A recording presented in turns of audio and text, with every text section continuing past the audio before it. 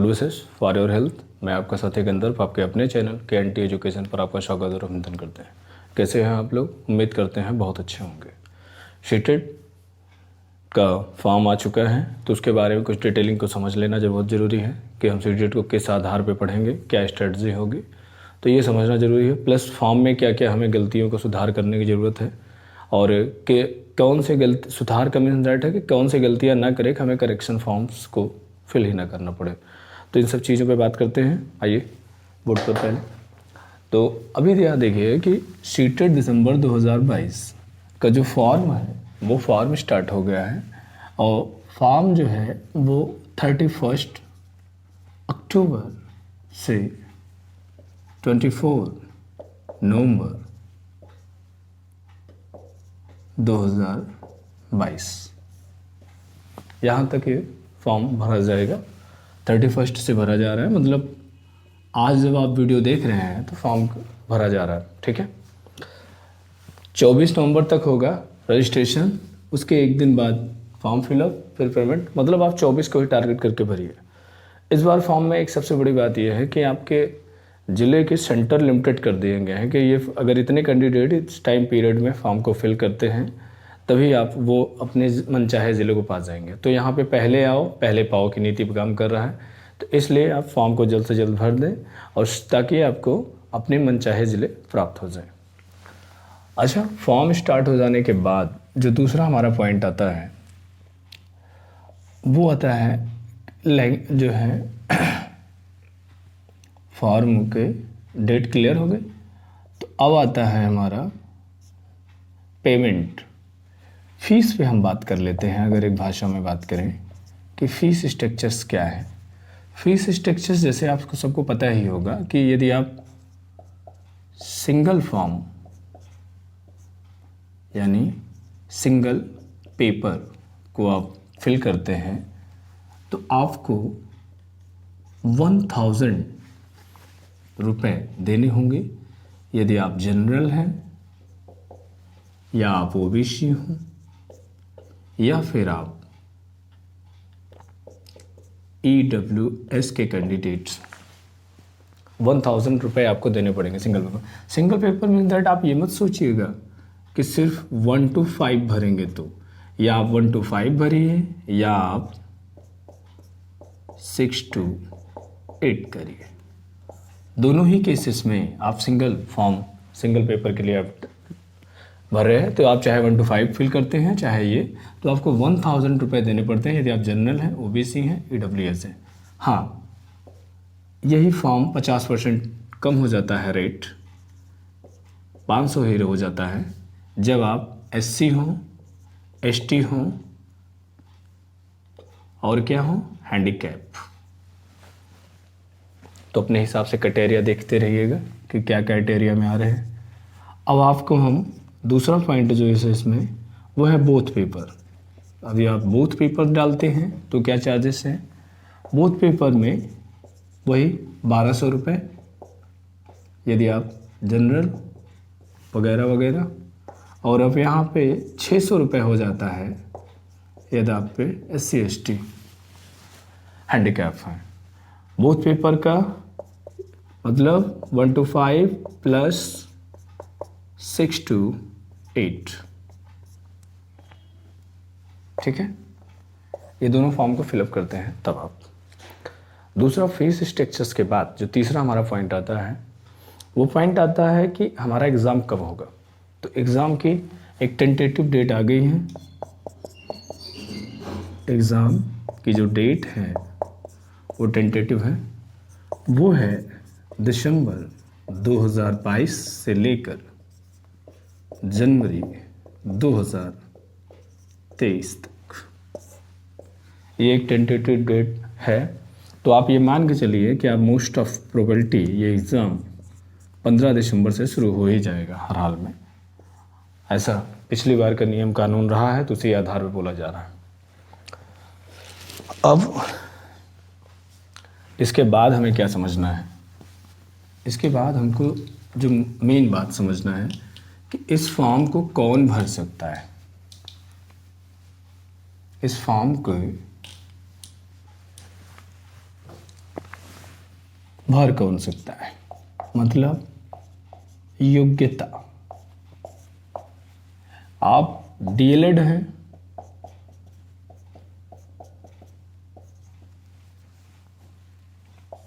तब भी आप भर सकते हैं बोथ 1 to 5 भी, 6 to 8 को भी।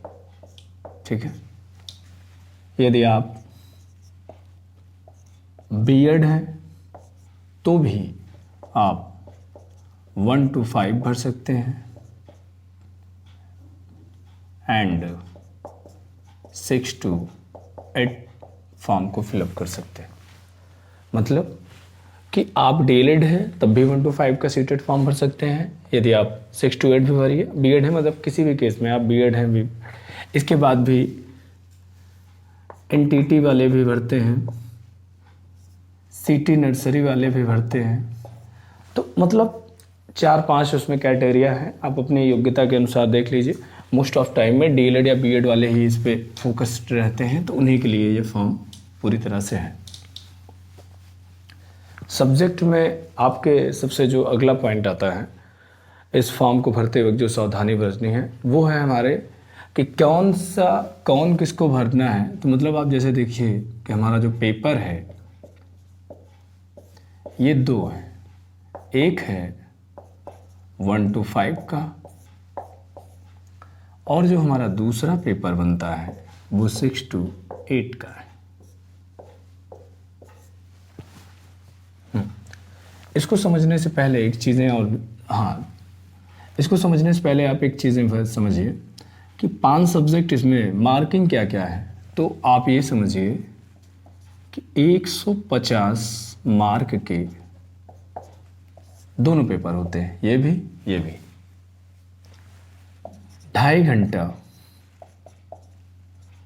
मिलता है। यदि आप इसे मिनट में कन्वर्ट करेंगे तो 150 मिनट्स, मतलब 1 मिनट में आपको ये मार्क भी हैं और 150 क्वेश्चंस भी होते हैं।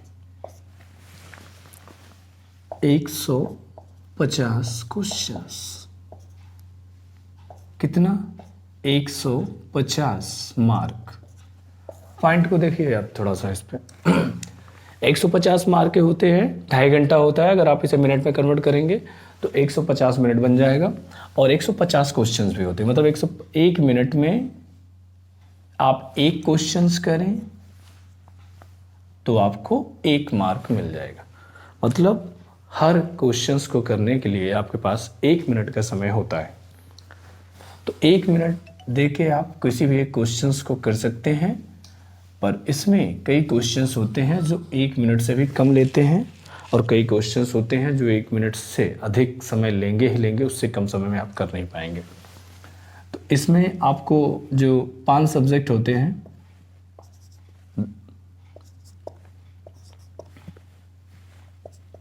तो कुछ कॉमन सब्जेक्ट हैं, जैसे CDP यहाँ पे है तो CDP सेकंड पेपर में भी आपको मिलेगा। लैंग्वेज फर्स्ट आपको यहाँ पे है, लैंग्वेज फर्स्ट आपको यहाँ पे भी 2 लैंग्वेज का आपको चुनाव करना है, तो 2 चुनाव आपको मिलेंगे ही मिलेंगे। ये जितने भी हैं 30 का ये भी है, 30 नंबर्स का ये, 30 नंबर का ये। मैं नंबर बोल रहा हूँ तो आप क्वेश्चंस को भी समझिएगा कि उतने क्वेश्चंस भी होंगे, क्योंकि क्वेश्चंस और नंबर की संख्या बराबर है। तो अब यहाँ पे आपके पास एक चीज़ें आ जाती हैं मैथ्स, और यहाँ पे आ जाता है EVS।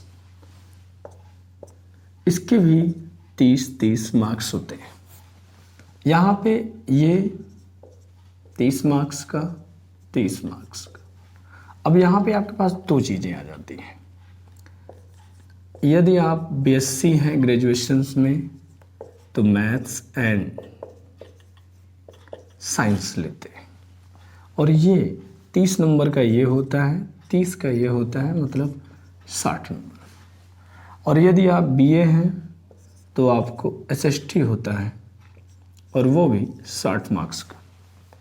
तो आप 30 यहाँ 90 और 60 यहाँ काउंट करेंगे तो भी 50 पहुँच जाएंगे, और अगर इसको ले लेते हैं कम्बिनेशन में तो भी यहाँ पे आप 150 मार्क्स, 150 क्वेश्चंस को आपको करने हैं। अब इसमें आपने समझ गए होंगे कि कितने क्वेश्चंस आते हैं, क्या आते हैं। अगला पॉइंट हमारा जो है जिस पर हम डिस्कस करते हैं, अगला पॉइंट हमारा ये है कि लैंग्वेज का सिलेक्शन क्या करना। आपने देखा है यहाँ पे L1, L2। L1 में आपकी जो मदर टंग होती है, आप उसको भाषा, प्राथमिक भाषा जो आपकी होती है, सपोज डैट आप अगर हिंदी भाषी क्षेत्र से हैं तो आप पहली लैंग्वेज को हिंदी प्रेफर करेंगे। मातृभाषा में जब आप देखिए, अब लैंग्वेज दोनों है लेकिन अंतर क्या है, आप क्वेश्चंस को समझिए। जो इसका लेवल होगा लैंग्वेज फर्स्ट का थोड़ा हार्ड होगा, मतलब ये माना जाएगा कि आपकी मातृभाषा है तो आपको अच्छे से इसको नॉलेज है, इसलिए मातृभाषा को आपसे गहराई में पूछा जाएगा क्वेश्चंस। L2 आपकी सेकंड लैंग्वेज है, आपकी मदर टंग नहीं है, तो ये माना जाएगा कि इस लैंग्वेज को आपने सीखा है, सीख रहे हैं, तो इसके क्वेश्चंस नॉर्मल रहेंगे। अब नॉर्मल्स का मीन्स दैट ये मत समझ लेना कि इतने नॉर्मल रहेंगे कि आप देख के ही क्वेश्चंस लगा दें, पढ़ना पड़ेगा। तो आप जिस सेक्टर से हमारे वीडियोस ज़्यादा देखे जा रहे हैं उन पॉइंट ऑफ व्यू से बात कर रहे हैं हम, कि हिंदी भाषा वाले देख रहे हैं तो अगर हिंदी को पहली लैंग्वेज और इंग्लिश और संस्कृत में जिसमें आप कंफर्टेबल हों आप उसको ले सकते हैं। इंग्लिश को भी ले सकते हैं, संस्कृत को भी ले सकते हैं। अब जो इसकी मेन स्ट्रेटजी है, अब हम उस पर बात करते हैं। ये तो हमारा लैंग्वेज सिलेक्शन हो गया, लैंग्वेज पर हमने बात कर लिया। अब जो हमारा मेन पॉइंट कि सीटेट सभी स्टेट टेट के कंपेयर में बहुत इजी होता है पास करना, यदि आप इसे समझते हैं तो। क्यों, वो हम आपको बताते हैं। वो इसलिए कि सपोज दैट हम चलिए प्राइमरी पे ही बात करते हैं। हम प्राइमरी यानी 1 to 5 पर बात करते हैं। 1 to 5 स्ट्रेटजी समझिए आप। 2, 3, 4, 5 सब्जेक्ट हैं हमारे। मैथ है, CDP है, EVS है, लैंग्वेज फर्स्ट एंड लैंग्वेज 2। अब आप क्वेश्चंस को समझिए। मेन जो स्ट्रेटजी 15 नंबर के मैथ आएगा, 15 नंबर का चाइल्ड डेवलपमेंट, 15 नंबर का लैंग्वेज, वो क्या नाम है, EVS, 15 नंबर का लैंग्वेज, 15 नंबर का ये, मतलब 15 × 75, 75। इस विषय में 15 नंबर उस सब्जेक्ट से पूछे जाते हैं जो दिया है, और 15 नंबर केवल ये पूछा जाता है कि मैथ विषय को आप पढ़ाएंगे कैसे, शिक्षण शास्त्र। यही सीन इसमें है। 15 नंबर, 15 नंबर, 15 नंबर, 15 नंबर, 75 इसके आप टोटल काउंट करेंगे तो 150 पहुंच जाएगा। ये सारे मार्क्स क्या हैं? ये सभी शिक्षण शास्त्र, मतलब पेडागोजी, मतलब कि मैथ के 15 क्वेश्चंस आएंगे, और मैथ को कैसे पढ़ाना है इसके भी 15 क्वेश्चन। CDP के 15 क्वेश्चंस आएंगे। ये CDP को आप ऐसे रख लीजिए, चाइल्ड डेवलपमेंट में आता है। बाल विकास से रिलेटेड 15 क्वेश्चंस आएंगे। बाल विकास कैसे पढ़ाना है इसके भी 15 क्वेश्चंस। पर्यावरण से, EVS से 15 क्वेश्चंस, और 15 क्वेश्चंस आपके कैसे आपको EVS पढ़ाना है। 15 क्वेश्चन लैंग्वेज फर्स्ट से, 15 क्वेश्चन लैंग्वेज फर्स्ट को कैसे पढ़ाना है, 15 क्वेश्चंस लैंग्वेज 2 से, और 15 क्वेश्चंस कैसे आपको पढ़ाना है। कैसे पढ़ाना है मीन्स दैट शिक्षण आप कैसे देंगे।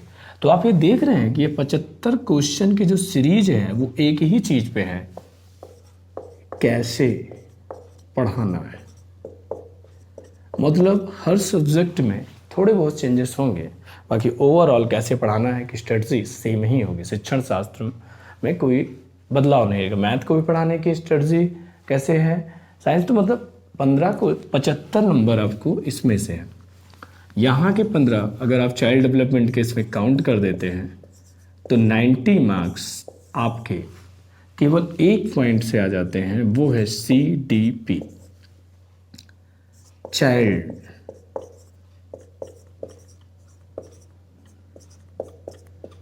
डेवलपमेंट एंड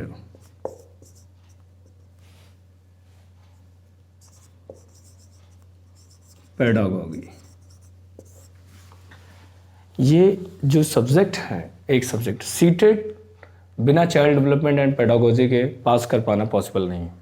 चूंकि 90 मार्क्स तो ये खुद ही अपने पास है, 60 मार्क्स से कोई पास हो पाएगा? ठीक है, तो इसमें आप ये भी समझिए कि 150 में 150 मार्क्स में आपको 90 मार्क्स मतलब 60% अंक आपको पाने के बाद आप पास माने जाएंगे, अगर आप जनरल कैटेगरी में हैं तो। ठीक है, यदि आप जनरल कैटेगरी में नहीं आते हैं, ओबीसी में, अगर SC ST में आते हैं तो यही मार्क्स आपके 82 हो जाते हैं। लेकिन आप तो जैसे है कि एक सब्जेक्ट केवल आपको चाइल्ड डेवलपमेंट पेडागोजी ही आपको 90 नंबर के दिला देता है, और चाइल्ड डेवलपमेंट एंड पेडागोजी आप नहीं प्राप्त करते तो चाहे वो 60 के 60 नंबर आप प्राप्त कर लें, पूरे जो हैं ये 3 ये और 1 ये, तब भी आप पास नहीं होंगे, क्योंकि 90 मार्क्स यहाँ पे कम से कम आपको चाहिए ही चाहिए। इसके बाद आपको सीटेट में जो कुछ समझने की ज़रूरत है वो विषयगत है, ना कि कोई वैसी कोई प्लान करने में है। विषयगत आपको नॉलेज होना चाहिए और उसके आप शिक्षण शास्त्र के बारे में आप समझते रहें कि कैसे कार्य करना है, और आप सीटेट को बेहतरीन तरीके से पास कर सकते हैं। एक सबसे बड़ी बात यह है कि मार्क्स कितने लाए जाएं, इससे बेहतर यही है कि आप 90 मार्क्स को प्राप्त कैसे करें, इसकी स्ट्रेटजी पे आप देखिए। मार्क्स तो बहुत आ सकते हैं, 120 आ सकता है। अभी तो ये स्क्रीनिंग टेस्ट है, इसमें 90 मार्क्स भी पाने वाला वही वैल्यूएट करता है, 150 नंबर पाने वाला भी वैल्यू वही करता है। तो इसमें आपको ये तो सोचने के विषय है नहीं कि हम कितना पा सकें, लेकिन हाँ ये हो कि जितना मैक्सिमम नंबर को आप गेन कर सकें उतना आपके लिए बेहतर है। हो सकता है आने वाले समय में आप को इसके भी मार्क्स काउंट होने लगे, इसलिए मार्क्स को लाने बहुत ज़रूरी है। इसके बाद अगर हम सीटेट के विषय में अन्य जानकारियों को अगर हम बात करते हैं कि सीटेट के बाद फ़ायदा क्या मिलता है, कि जैसे आपने सीटेट क्वालिफाई हो गए तो चूँकि सेंट्रल टीचर एलिजिबिलिटी टेस्ट है, तो इसके बाद आपको KVS, NBS और DSSS जैसे एग्ज़ामों में एलिजिबिलिटी आपको मिलती है। सीटेट देने के बाद आपको जो अदर स्टेट हैं, अदर स्टेट, सपोज़ आप यूपी से हैं और अगर आपको MP में करना है, तो अगर वो मैंडेटरी नहीं करते हैं कि हमारे आप स्टेट टेस्ट को पास करिए, तो आप उनके एग्ज़ाम सीटेट के बिहाफ पे दे सकते हैं, जहाँ पे वो सीटेट को वैलिड करें। तो सीटेट के आधार पे ये होता है कि सारे स्टेट को आप उनके टेट क्वालिफाई करें, उससे बेटर है कि आपसे एक सीटेट क्वालिफाई कर लें और हर जगह वैलिड हो जाए। सीटेट का मैं अपने पॉइंट ऑफ व्यू से अगर कहूँ तो सीटेट टेट से ज़्यादा आसान होता है। वो किस लिए मैं कह रहा हूँ, क्योंकि यहाँ पे एक सब्जेक्ट शिक्षण शास्त्र पे अगर आप बहुत अच्छे से कमांड कर लेते हैं तो आपके मार्क्स बहुत ही अच्छे आएंगे। इन सभी बातों के साथ आपको हमारी तरफ से सीटेट के बहुत सारी शुभकामनाएं। आप सीटेट का फॉर्म बहुत सावधानीपूर्वक भरिएगा, ताकि आपको लैंग्वेज सिलेक्शन भी इसमें विशेष ध्यान रखिएगा, क्योंकि अगर आपने लैंग्वेज सिलेक्शन में इधर उधर कर दिया तो आप इधर के क्वेश्चंस उधर है। सपोज दैट 90 के बाद कोई क्वेश्चंस करने हैं तो वो L2 का रहेगा, मतलब लैंग्वेज 2 का, आपने लैंग्वेज फर्स्ट में कर गए। तो ये चीज़ें आप विशेष एग्जाम देने के दौरान भी ध्यान दीजिएगा कि कौन सी लैंग्वेज को आपने पहले लिया है, कौन सी लैंग्वेज को आपने बाद में लिया है। इसके अलावा सीटेट में कोई विशेष बात नहीं होती, अब तो ऑनलाइन फ्रेम में है, कभी भी किसी भी क्वेश्चंस पे सुधार किया जा सकता है। बस इसके जिस चीज़ के फ़ायदे होते हैं, जिस चीज़ से उसके अपोजिट वाले में जितना है, ऑफलाइन में जो फ़ायदा ये रहता था कि आप क्वेश्चंस को ईजिली नहीं जा पाते थे, पर्टिकुलर पन्ना पलट के वहाँ पहुँचना होता था, तो वहाँ से उसके एक नेगेटिव इम्पैक्ट भी के साथ तो ये था ही। एक नेगेटिव इम्पैक्ट उसमें ये भी था कि आप किसी क्वेश्चन को फिल कर देते हैं, अगर आपको लगता है कि बाय मिस्टेक हमने भर गया या हमारा क्वेश्चन सब हमें पता चल रहा है कि ये सही है, तो वहाँ पे उस आधार पे ऑफलाइन ख़राब रहता है और ऑनलाइन बेहतर रहता है कि आप उस क्वेश्चंस को अंतिम मिनट तक भी आप उसको करेक्शन करके आप राइट आंसर पे जा सकते हैं। तो जो इसमें के डिमेरिट थे वही वहाँ पे मेरिट्स हैं, और जो इसके मेरिट्स हैं वो वहाँ पे डिमेरिट हैं। ऑफलाइन ऑनलाइन में ये इतना अपना है। इसके अलावा सीटेट में ऐसी कोई बातें नहीं है गहराईपूर्ण जिस पे हम बात किया जाए। हम अपने मूल विषय पे बात करेंगे जो हमारा CDP है, और हिंदी, उस पर हम वीडियोस हमारे आपके बीच में आते रहेंगे, और उन वीडियो को आप देखिए। आप अपने उन फ्रेंड को रिकमेंड करिए जो सीटेट इस बार दे रहे हैं, ताकि उनको उसमें सहायता मिल सके। और आप अगर आप खुद इस सीटेट के प्रिपरेशन में हैं तो आप खुद भी वीडियोस को देखते रहिए। Thank you so much. आपको हमारे द्वारा शायद कुछ जानकारी मिल सके जिससे कि आपका काम सीटेट फॉर्म भरने में, सीटेट को प्लान करने में फ़ायदा हो सके, यही हमारी दुआ है। मिलते हैं नेक्स्ट वीडियो में। Thank you so much. वो क्या कहेंगे कि बीमारी से मैं आज़ाद हूँ।